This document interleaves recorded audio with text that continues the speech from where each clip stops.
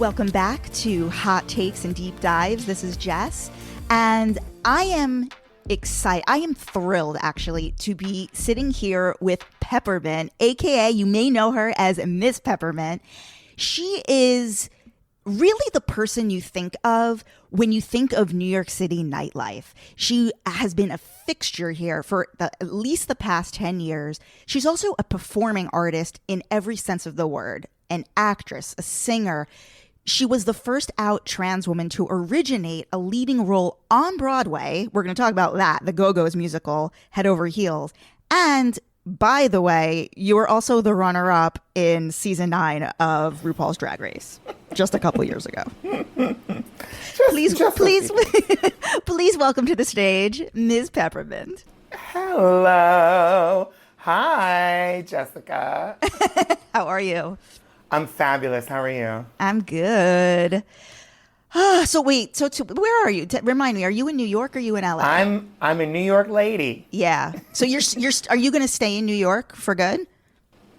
Well, I don't know if that's where I'll have my funeral. I beg your pardon. but I mean, look, New York is my number one love. I can't think of a city that I love more than New York. There's lots of places that I'd love to go and visit, but you would have to pry in terms of like places to live. You would have to really pry New York City out of my hands. And so, so I am here. I was here through the quarantine, through this election, whatever. I'll be here, honey. Yeah. Clinging to the Statue of Liberty. I love it. I mean, honestly, same. I know that you grew up in Delaware. Did you grow up in Wilmington specifically? I did. Wilmington, Delaware. And what was your family life like? You grew up with your mom, and like, who else was around you? Well, it was a single parent household, so it's just me and my mom. Single parent, single child. Just me and my mom. She was a working mother, and so I had a lot of time to myself to imagine things or get into trouble, and I didn't. It was kind of lonely growing up. So I was always excited to go over to the other family's house and like see my cousins and, obviously go for the holidays and those things. And that was always a really joyous time for me. And my family was always really, I would call them typical Democrats. So they were moderately open-minded, Mm-hmm. And so growing up as like a queer kid, obviously, there was a bumpy road and things I had to figure out for myself and even sort out with the relationships of people in my life. But for the most part, it wasn't like a terribly anti-queer environment. And so I felt kind of free. When did you first begin to realize that you were different somehow? Oh, I mean, as far as I can remember, I think, honestly, I know that different people have different experiences, but for me, it was definitely as far as I can honestly early remember, especially considering that like what I have, all my personality feels like it's been the same since I had a personality. Mm-hmm. And so I remember coming out. I remember feeling pressure and thinking about it and considering coming out, and I did. And I remember the first person I came out to was this boy named Gavin. And I didn't have the word that we have today, but I basically told him, hey, I'm different. And he was like, oh, I get it. Mm-hmm. And that was in second grade. And so second grade. Yeah. So how exactly, so when you were in second grade, were you just feeling like an attraction for boys, or was it something related to not feeling quite right? Right. It was mostly an attraction. It was kind of a mix of both. It was definitely an attraction to boys. And then it was certainly an attraction to being drawn to other girls. And I don't know if it was a desire to do something. All I knew is that when I felt my freest when I was like able to express myself in a way that was being labeled as queer, gay, swishy, feminine. No, they weren't saying feminine, but that was clearly like girly. I guess that's what they were saying. And so, or maybe like femme. like femme. They like weren't even using that word though. Oh, I mean, wow. that was certainly how I would think about it as femme. But when I was getting teased by kids, they weren't using the word femme. They were. I think girly was probably the nicest thing that I would hear. But that was like, I was like, hey, I don't mind that because it's true, you know. And like, who was at that time when you were in second grade, or at any point growing up, like in your youth, can you remember the first famous person that you saw, either somebody on TV or like maybe it was like a musician, somebody where you were like, oh, they're gay? Like, who was the first what was the first image you had that you could kind of identify with? I could really knew that, what's that cat's name? Snagglepuss? From Hanna-Barbera, like those cartoons. He was like a pink cat. It wasn't the Pink Panther, but he was like a really like fancy, he was like a dandy, but like a tiger. And I was like, oh honey, he's gay? I remember thinking that as a young kid. But I think the first like real person that I saw that wasn't a cartoon that I was drawn to. I mean, look, we had a lot of growing up in the 80s. There was a lot of men who were breaking gender stereotypes. They were all viewed as like outrageous and things like that. Every heavy metal, every rock and roller had long hair. Everyone was wearing eyeliner and makeup and tight jeans, stuff that like by today's standards or by, it just was certainly not viewed as macho, but it kind of was in a weird way. Like they were. Well, I mean, think about like Steven Tyler and Mick Jagger. Yeah.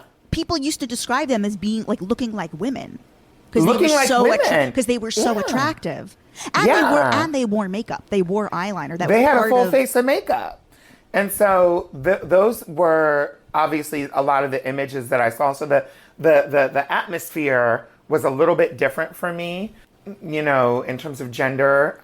It certainly opened up a sort of permission for me to imagine something different, especially people like Prince, who like really leaned into that whole like gender and sexuality. Like nobody knew what was going on with Prince, but it was good. You're so right. But I think the first person who I was like, this person is unequivocally a homosexual was Richard Simmons. Oh my God. Yes, of course. I was like, oh, come on, Mary. Yeah. Yeah. Oh God. Mm-hmm. Do you remember that podcast that was like, Where is Richard Simmons? This was like, oh my God, a few years ago. Yeah. And it scared me. Do we know where he is? I remember like he came out after that and was like, I'm all right. And it was kind of, but it was even that seemed a little shady. Like, but who's actually, making you say that? That impression that you just did, it actually reminds me of what Britney Spears is doing now. Yeah, exactly. Mm-hmm. Which is its own alarming situation. It's a whole nother show. I'm like, Britney, not again. And were you performing like right out of the womb, like singing, dancing? Honey, I swear I was selling tickets to everything. Yes, I was, honey. You name it. I was reenacting every movie, every black and white movie that was turned into color movies. I was having a reenactment every weekend. I was enlisting the kids from the neighborhood, forcing them to be, meet me in St. Louis. And like, they were like, what is going on? Or like The Wizard of Oz. Obviously all my like Judy Garland movies. And yes. I love it. And so you're living in Wilmington, Delaware. What was your image of New York City before you arrived here? Like, what did you think the city, or New York City, here in New York, we just call it the city. The city. Yeah. What did you think New York City was going to be like before you even arrived here? The funny thing was the closest, like the city to me when I was growing up was Philadelphia, because that was the closest to where I was. And so that's what we would all reference. And that was just kind of like my first thought. And so when I was looking at colleges after high school to figure out where to go, I was looking at Philly. And I didn't get into Philadelphia School of the Arts, and I was upset about that, obviously. And so then my second choice was New York, and I was like, well, I guess this is the next closest city. And so I applied here and got into acting college here. And in that time, I think right around the time I was looking at schools, and then before I came on a trip. One of my first times, I guess it wasn't my very first time, I thought of New York City as a dangerous place. And the reason why is because it was early 90s. That was my first time here. And so it was a dangerous place. And my first time here was, I think, 96. And some of the first images that I had of New York City, except for like watching like Saturday Night Live or like looking at pictures of the Statue of Liberty, some of my earliest images of New York were the Spice Girls To Become One video. Oh my God. Which I'm in love with that video because it feels like a love letter to New York. And it's just like, it's iconic and has all the play. And so I kind of had this like music video sense of New York. Like I didn't know what it was other than what was on TV and the movies and film. But then when I came here for the first time, really was here on my own. I came with a girlfriend, Miss Nikia Raishika Thunder Pussy, and another drag queen. And That's an amazing name. That's her name. It's so crazy. I love it. You have to say the whole name. And we took the bus up and got in drag on the bus. And we had no money, so we just walked around the city for 14 hours. We walked around the city for 14 hours in our heels. And I swear to God, I had adventures. We were walking around down. It's so funny to come back to the city, like to finally move to the city. And then it's like, I had all these experiences in different parts. And I guess when you first go to a place, you just go to destinations. And so you only know what that place is like. You don't know what it's like on the way there. So then years later, when I was like moving around the city and getting to know the city, I'd be like walking and I'd suddenly be like, oh my gosh, this is the place where we did. And so when I realized down by Washington Square Park, probably some NYU professor. Some folks were going into these buildings, which I know are like the offices and housing for some of the NYU faculty around Washington Square Park. And they invited us up. We were in drag. They're like, come up into this house. So we're like, okay. And we went up into the house and they were having a wine and cheese party. I swear it was like, the like Young Republicans club. I don't know what was going on, but it was like wine and cheese and it was so lame. But we went and I was like, and they were so ritzy. And I was like, oh my God, we look like a couple of, troglodytes out here in our like, there was a store that everybody used to shop at near Philly called Rave. I don't know if you ever heard of that. And we used to shop at Rave and you get your like $5 dress or whatever and looking cute and it was falling apart by the end of the night. And so in New York, there was is it like Ricky's? It's like Ricky's, but Ricky's had like, Ricky's still around, but Ricky's had like mostly makeup and stuff. It was like Ricky's, but it was where you would, the same person that shops at Ricky's shops at Rave. I feel you. But you would go and get all of your clothing and underwear at Rave for $5, and then you would go get your makeup and hair at Ricky's. Anyway, so we were standing around these cheap clothes, and people, we were so out of place, but they loved us. And I was like, all right. My girlfriend was getting drunk, and then we just walked around the city. We walked through Times Square, and there was all of these sex workers and entrepreneurs lined up along the wall to what I now know is Port Authority, just leaning on the wall like for sale. And I just remember thinking, I have to move here. And it was like, you don't know if you're gonna go out to the club. You don't know if you're gonna have sex or get killed or what, or both. And that was kind of the excitement in the 90s of New York City, for sure. What a time. What a time to be alive. Like, seriously. So when did you start doing drag? Like, because I love this image of you, that you and your friend getting into drag on the bus on the way to the city. So like, when did you first start like experimenting with drag? Well, my first time even doing drag was in high school for something called the Homely Court, which was such an inappropriate name now. But it was like basically during the homecoming, they would have the homecoming court, like the homecoming queen. And as a joke, they had something called the homely court, which was everyone, mostly people, the cheerleaders and football players, cross-dressed. And I was a cheerleader. And so I was the captain of the cheerleading squad. And so I was like, oh, we get to cross-dress? And so that was like my first time really doing it. And it was around Halloween because it was homecoming, so it was in October.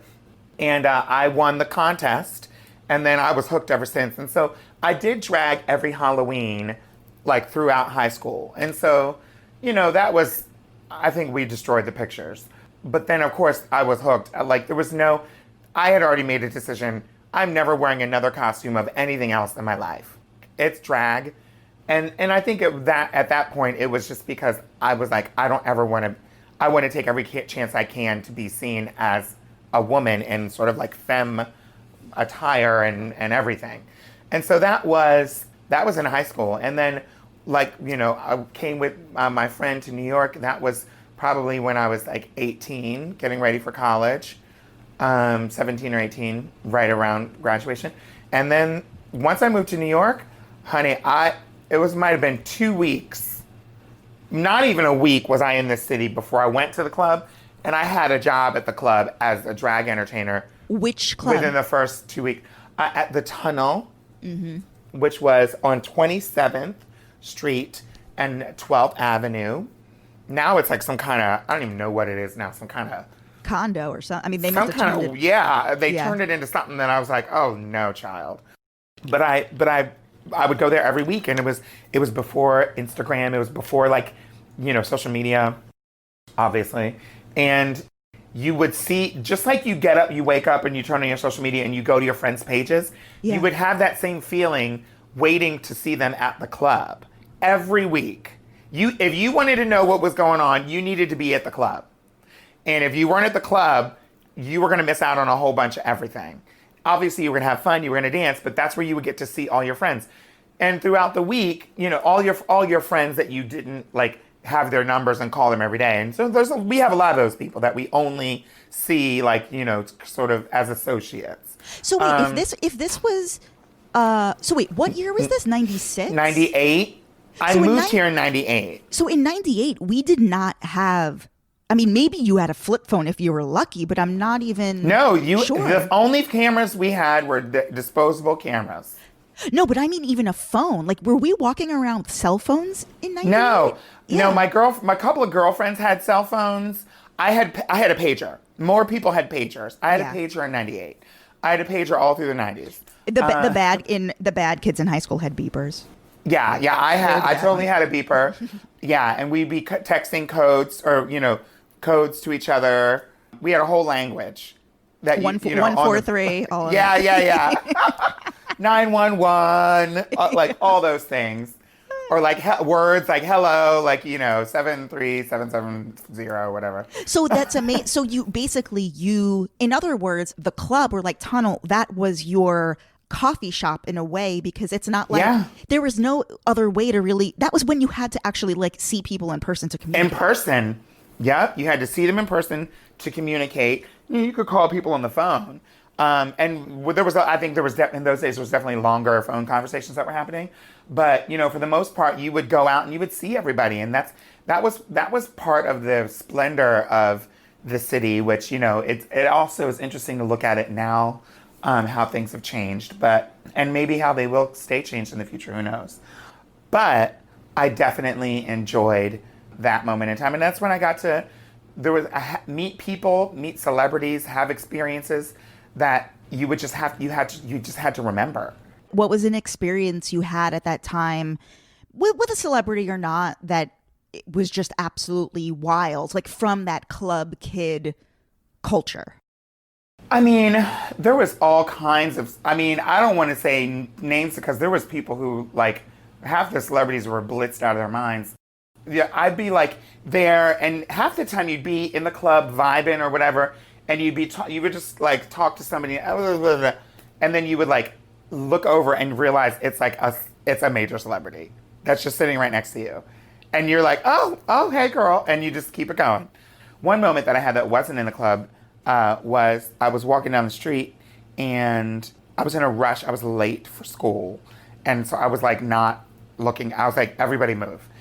And I was walking briskly to the class. I'm late.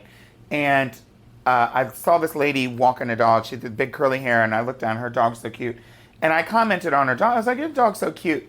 And she commented on my hair because I had my hair dyed some kind of color. And she's like, oh my God, I love your hair. That's great. And I was like, oh, no. We talked for a whole city block together while we walked to the other end. And I turned around and then I looked up. She's like, okay, bye, bye. And I looked, it was Bernadette Peters, who's a big Broadway diva. Of course. Oh and my God. I was like, oh my God, oh, okay.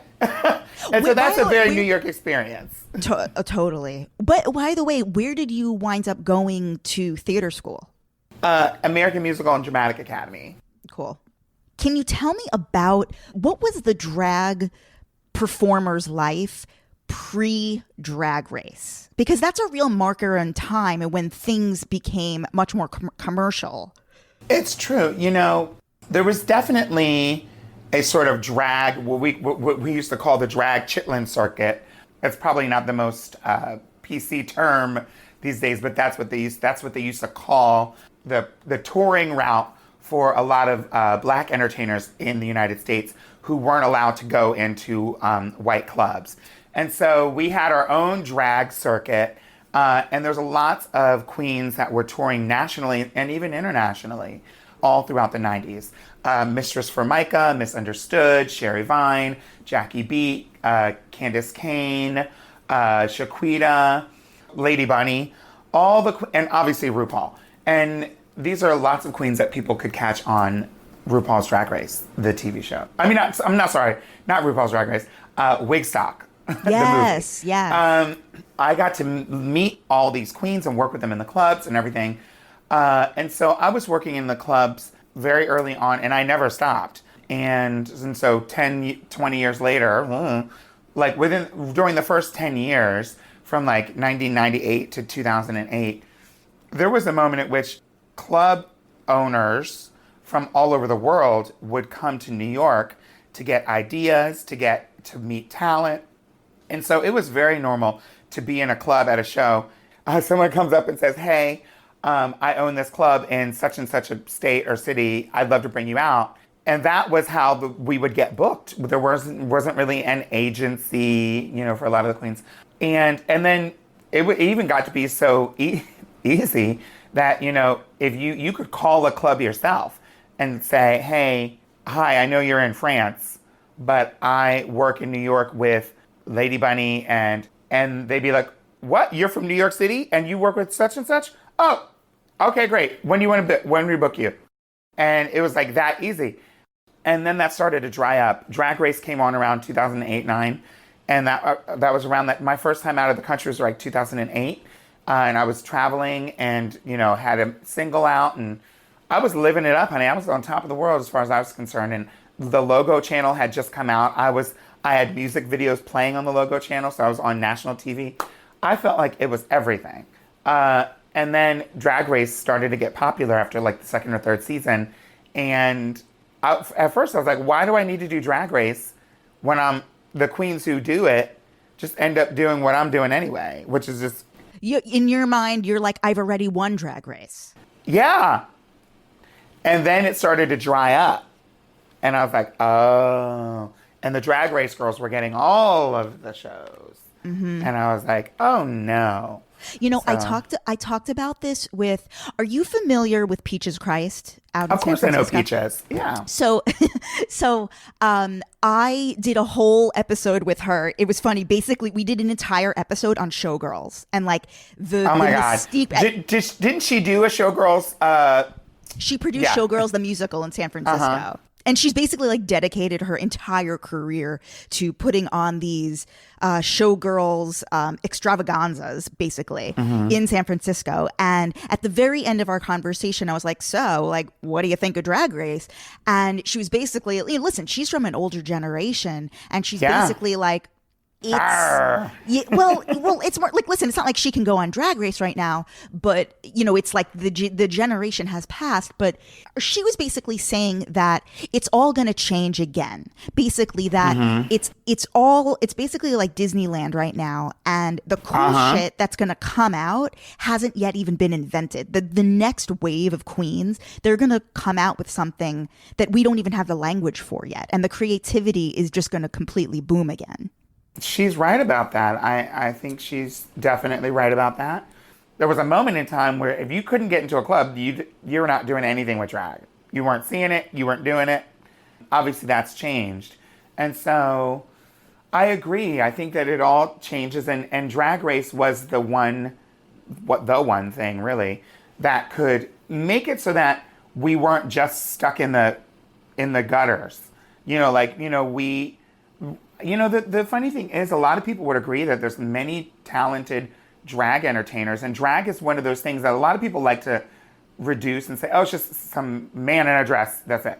But, these are some really talented people, obviously not all men, who are artists and artistic and creative, and they're good with hair and makeup and musicians, and sometimes they're classically trained, and they're singers, and they're really creative with their art and what they do and producing shows and performances. And the talents that they have kind of make them Renaissance people, I think, many drag entertainers. And so those skills I think deserve a stage that might be larger than just in the basement of the beer place. Maybe it's great to have a drag entertainer open a show like Monet Exchange is about to do with Courtney Act in the West End, which is like London's Broadway. Maybe it's great to see. We're obviously loving seeing these drag entertainers on TV, like on the show We're Here, and so we're seeing just what happens when we make room for drag entertainers outside of the nightclub. And so I do think Drag Race played a big part in that. Probably because you said your videos were being shown on Logo, but like you appeared in an episode of The Real World Brooklyn. You were on an episode of America's Next Top Model. Were you were in an episode of Saturday Night Live? That was recently, but I was in an episode of Saturday Night Live. How did that happen? I don't remember. I must have gotten, I don't think I auditioned for it. I think my agent just submitted me. But what was the sketch? It was a sketch with Cecily Strong and, I'm forgetting his name. Okay, this guy. What's his name? Steve Carell. Oh my God. Steve Carell was the host that week. Yeah. And it was the cast and Steve Carell, he led the scene. And it was one of the taped sketches. And it was called GP Yas. And it was like basically like the drag queen version of a GPS that would like navigate you and tell you, what was going ahead, like lingo, like, Yas queen, you're here. Yeah. And so we were the queens inside of the GPS. Got it. And it was so good. And so Cecily Strong was in it. And that's, she and I became quite close friends. Oh, I love that. So I want to get into your specific Drag Race experience. Mm-hmm. So you're noted as being the first out trans contestant or cast member, but there have been transgender cast members before you, like Carmen Carrera, Sonique, Kenya Michaels, Gia Gunn, among many others who may not identify one way or another or just want to keep it private. Yeah. So for that reason, you get the notoriety as being the one. Well, I think everybody has a different pathway in relationships. Some people were on the show before they came out as trans, and some people came out before. I was already out, and like I said, in public as a trans woman, even on Trevor Noah, before ever doing Drag Race. And so I couldn't hide it. It wasn't something, there were other girls, I've seen some other girls having interviews about how they were protective of the information until after the show. And that certainly was my approach too, but the producers knew about me. I mean, I had a certain level of success with what you're saying. And so I wasn't, I think the thing about Drag Race is we see these queens and we don't know who any of them are. And then we find out who they are in the season. On my season, people already knew who I was. I'd been on, like you said, these TV shows. I traveled. I'd had appearances here and there, and certainly all the other queens knew who I was. And so, I mean, I'm 40 something, and I was 30, almost 40 on when I went on the show 3 years ago. So I'm credited as being the first out trans contestant to be cast on the show, meaning I was out as trans when they made the decision to cast me. And so that's an important distinction, though. Thank you, because there are girls that were on the show, appeared on the show before me, who are now have now come out as trans or medically transitioned, and so I don't want to take any of that away from them. They are, like Gia Gunn is amazing. I didn't even know she was trans on her season because she never spoke about it. It wasn't until she came back for All Stars a year ago, that she talked about it, and so. It's kind of difficult to kind of, sort through it. But the bottom line is the more trans representation on the show, the better. And then we won't have to parse how many, who was when, let's just open the gates on the show. There was at the start of last season I want to get into your audition process and all of that, but since we're on the topic, there was an article that came out at the start of last season. The headline was Drag Race alumni slam new season for erasing trans queens and women. And RuPaul is asked, so how can a transgender woman be a drag queen? And Ru responds, it's an interesting area. Peppermint didn't get breast implants until after she had left our show. She was identifying as a woman, but she hadn't really transitioned. Would we accept a contestant who had? It says he hesitates again. Probably not. You can identify as a woman and say you're transitioning, but it changes once you start changing your body. It takes on a different thing. It changes the whole concept of what we're doing. We've had some girls who have had some injections in the face and maybe a little bit in the butt here and there, but they haven't transitioned. Now, I imagine that that's difficult to hear from RuPaul, who obviously you've loved and admired probably your whole life. How does it feel to hear that? And also, Ru named you in this piece. Yeah, it didn't feel good. I certainly understood where Ru was coming from, and I could understand the context of what they were trying to say. But it certainly didn't feel good, especially since I didn't have the opportunity. I mean, that was kind of a very direct, it wasn't even just a quick mention. It was let's talk about Peppermint, her body, what surgeries she's had, what she didn't have in her body. And it was really I think it's inappropriate to really talk about people's surgical status, especially if they're trans, if they haven't talked about it with you. And so to talk about it in an interview like The Guardian, that's not even a little, conversation off to the side. That's an interview. And so it did feel like I was invoked in a way and talked about in a way that I was unable. I was being used as an example, and I was unable to defend myself or speak for my own self, especially considering at the end of the day, I made it all the way through that season as a trans woman, and I made it to the top 2. And so I was a trans woman who did have surgery by that point, standing on the RuPaul's Drag Race finale stage. And so within that season, I actually had surgery. But I had already begun my medical transition in 2012. And so Ru was not there. None of them were in my underwear. They don't know what's going on with my body. And so to speak so absolute about my body, it didn't really feel good. It would have been great to have been able to have a conversation about that. Ru had, I think, apologized by that point for those comments. So there's a follow-up even on Ru's part to that interview. But it was at least a good first step. They were beginning a conversation that is not going to be finished, regardless of who wants it to be, to put the conversation to rest. It's not going to be put to rest until we see some trans people on that show. Well, yes, exactly. The broader question is, or the broader issue rather, is how do you feel what Ru is saying about not accepting a contestant who is medically transitioned? Isn't this an issue because it prevents these people from potentially making a living doing this art? I do think it's a mistake for, look, first of all, trans entertainers have been around in the world of drag since drag existed. Everybody knows it. Nobody can deny it. And so I think that it just makes sense for them to be on Drag Race.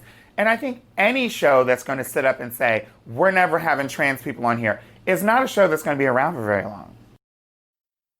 We're moving in a different direction. That's what, I mean, you know? Yeah. Say what you want.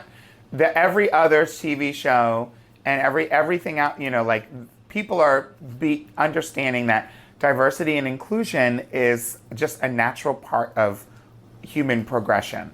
And I think that should apply to all TV shows. Like, when you were a little kid, if you could have seen the future and seen that, like, shows like Pose are now on, and like a wonderful success, and actually a fantastic show featuring a cast made up primarily of trans actors and actresses, would that have just blown your mind? Yeah, I mean, I didn't really have a developed idea of the trans community, period. So I think that would have been, the whole thing would have blown my mind. But seeing where we've come and where we've come from, it does blow my mind, because there were certainly conversations that I had where the outlook for trans people just was kind of bleak, just in general, because there weren't opportunities for work. There weren't a lot of happy endings. And so to see now people who are on the international stage, who are not only starring in the show, but also writing and directing the show and things like that, moving into all these positions of power, and well-deserved because they're great at what they do. It just feels great. You know, I remember listening to, I don't want to say his name, some actor who was responding to a girlfriend of mine when she had said that she was disappointed that she was speaking out on the Scarlett Johansson controversy, accepting a role of a trans person. And lots of people obviously sort of came to Scarlett's defense. Some people didn't, but my girlfriend was speaking out on it. And this actor was like, you know, the reason why nobody's inviting you trans people to be in the room is because, you know, there aren't any trans actors. You know, make your own movie and don't get into our thing. And it was like, what? Okay, Grandpa. And so I think that's a very old-fashioned way of thinking. You know, the prophecy always says, change or die. Yeah. I'm not threatening anyone, but that's that's life. Change or die. You know, something that I didn't know until I interviewed, last year I interviewed another cast member on Drag Race, Honey Davenport. Oh, yeah. I interviewed her, and she was something I did not know was she was describing to me the concept of the drag houses, and I was like, oh, it's just like on Pose, like how it mimicked the ballroom houses. It does. Can you explain that and talk about that? Yeah, I mean, I grew up my drag life grew up in a time when just the school the drag school that I went to, we weren't in houses. We were very family oriented, but the ballroom scene has had a major impact on nightlife, especially in New York. It's connected to New York City nightlife and drag culture for sure. But when I was growing up, there weren't that many houses. The houses that were in the downtown clubs that I was working at, it was pretty much just like a couple of houses. There was Revlon, there was Aviance. Aviance was like the one that was the most prevalent in the nightclubs that I was seeing, in terms of all of the children being in that club. And so I didn't really have a drag family. I didn't have a drag mother. I didn't have I had people that I called my sisters because we were obviously peers. And so that whole ballroom nightlife kind of house and family dynamic sort of skipped a generation, and I got skipped. But is that how it is now? It seems like nowadays the young... Oh, for sure. The young folks are actually looking for a mother, which back in my day, the mothers would choose their children. Oh, wow. And the kids are now like asking, will you be my mother? And it's kind of like, you can't just choose I mean, you can, but you know, it's a little bit like pearl clutching. You know what I mean? So wait, so actually, so something that I wanted to talk about before was like, did they handpick you for Drag Race, or did you make the decision like, I'm actually going to audition at this thing to see if I can take my career to the next level? Well, the first time Drag Race came, season 1, they asked me if I would be on the show, and I didn't get very far with them because the answer was hell no. And then years later, obviously, when the show became, why? It was season 1, and no one knew what it was going to be. And I certainly didn't want to risk looking foolish or having a problem. I didn't know what it was going to be. I didn't know what logo was at the time when they were filming for the show. Or maybe I don't even think we knew what channel it was going to be on, though. The way it was described, it just seemed like too much of a risk to be the first people on it. Especially when, in that moment of time, I was already traveling. I was working. I didn't need to quit my jobs to go and film something for a couple of months. I was like, no, honey, I'm getting paid. I'm on top right now. You know? Yeah. So, I've already fucking won Drag Race. Who are you? Yeah. So I was like, no. And I didn't want to be like on some show that was like, okay, because clearly you're going to have to like do something and get messy. It's a reality show. You're going to have to like Jello mud wrestle. You know, I was like, I don't want to have to do any of that. And I also didn't want to be seen out of drag. That was my thing. I was never, nobody ever saw me out of drag.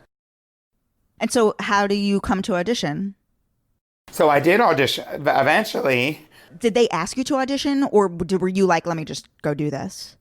Yeah, honey, years later, it was a whole different situation. The show was different. The people creating the show were different.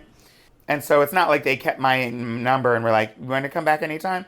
No, they asked me to do it the first year, and when I said no, that was the end of my chance. And so then I had to audition again, just like everybody else, submit a tape and hope for the best. And so I auditioned 3 times, and I got on my 3rd time.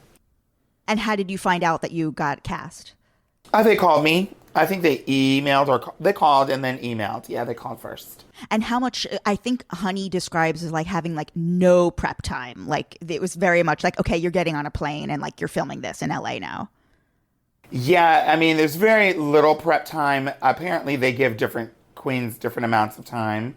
I was kind of right in the middle. They apparently, allegedly, I've heard some girls saying that they've had 2 months to prepare. I've heard as little as a week from other queens. I had a month, like just over a month. Okay. And so I was like, okay, I can do it. I still had a social life. I was still able to, I just had to schedule myself out and get things done. But I had enough time. And would you like to do All Stars? Like, is that something that, like, do you watch the show still? Do you watch All Stars? Like, how? Of course I do. I watch, and I definitely watch to support my friends. But yeah, I mean, I of course I would do All Stars. If they asked me to do it, I would totally do it for sure. Now, what I want you to go deep on is your experience on Broadway in the Go-Go's musical Head Over Heels. How are you cast in this? Because this was a brand new show. You weren't filling the shoes of a character that had already been played by another actor. Let me tell you that I've never done both of those, but it was I was begging, I was wishing that I had that kind of opportunity where I could just go in and be like, okay, where do we stand? Here, there, okay, done. And then that's kind of it. Not saying that people who fill in don't work hard, but the amount of work that goes into opening a show, so stressful. And so that was really tough. You know, I had to give up a lot. I had to make a lot of sacrifices. And I had to really commit and buckle down in a way that is required of you. Other things that I've done were more short-term. This was indefinite at the time. You know, it could have lasted a few years. And so I was just committed for the long haul. It was tough, but by the same token, our cast got extremely close with each other and with the Go-Go's. They played with us our opening night. And it was a wonderful experience. And I don't think people know that did Gwyneth Paltrow produce this show? She did. It was her first Broadway musical that she produced. Like, that's amazing. So, like, how involved were you with her? I mean, she wasn't there, like, playing the piano for us, but Yeah. but she would drop in and make appearances. She was more of a financial producer. Many times I got a chance to sit next to her and talk with her on a flight last year, which was interesting. By coincidence? By coincidence, yeah. You happened to be sitting next to her? I got on a plane and guess who my seat partner was? That's amazing. Were you like, Gwyneth, I was in your show? Yeah, and she recognized me right away. So that was great. Yeah, I was like, okay, she remembers me. I love and that. So does Brad Falchuk, her partner. I love him. And I had just filmed Pose. Yes. Yeah. Which is a show that obviously he's a writer and works on. And so it was very full circle moment for me that day on the plane. So once again, like you're credited, like you have this notoriety as being the first trans woman to be on Broadway or to originate a role. I just find it so hard to believe that there's never been another trans actor or actress to be on Broadway. That would be impossible, wouldn't it? I think it would be impossible. But then who was it? We just don't know, because most of the people may have been trans we just didn't know about, because it certainly wasn't an atmosphere that was protective of trans identities, and there definitely weren't any roles written, looking for trans people. And so they were seeking to cast a trans actor in the role, and the role happened to have been a character that was non-binary. And so there was just a certain queerness going on that was different than I think things had been in the past. Were you a fan of Rent growing up? Of course I was a fan of Rent. I feel like that was the first show that I felt, because like that was out in 96. So like that was like in my sweet spot. I saw it here in New York. I mean, did that just like, cast. Again, just like blow your mind? That was the first time I think we saw something that was so overtly queer on stage. That was definitely the queerest thing. I mean, I hadn't seen a whole lot of Broadway shows before seeing Rent. I was in high school when I went and saw. My teacher, Tracy Friswell, in high school brought me to go see the show. And that was my first Broadway show that I saw in person. And it was certainly the queerest thing that I had seen. It was the most radical Broadway show that I had seen. It was because of that moment, it was my favorite Broadway musical. It made a huge impact on me. So it felt very full circle when I got the chance to actually be on Broadway in a role and a show that were equally as, even though they didn't have the same impact, it was equally as significant because there were so many young queer kids out at the stage door talking about how much they resonated with never having seen a written non-binary character on Broadway stage. Peppermint, this was such an honor to meet you and chat with you, really get your story. Tell everyone where they can buy your music, listen to your music, and any upcoming shows that you have that are streaming online, and where to follow you. Oh, don't you worry, I'm going to tell them. I have a new album out. It's called A Girl Like Me, Letters to My Lovers. It's basically my real life experience being in a relationship and my personal diary with love set to music. It's a trilogy of albums, 3 albums. The first one is out now, everywhere that people can stream. And if they really are interested, they can go to my social media to pre-order a copy of the limited edition vinyl that we will be shipping out in December. And my social media is Peppermint247. Perfect. Guys, you can follow me, Jess XNYC. Definitely follow the show account for updates. It's Hot Takes Deep Dives, and we will see you soon. Gorgeous. Thank you.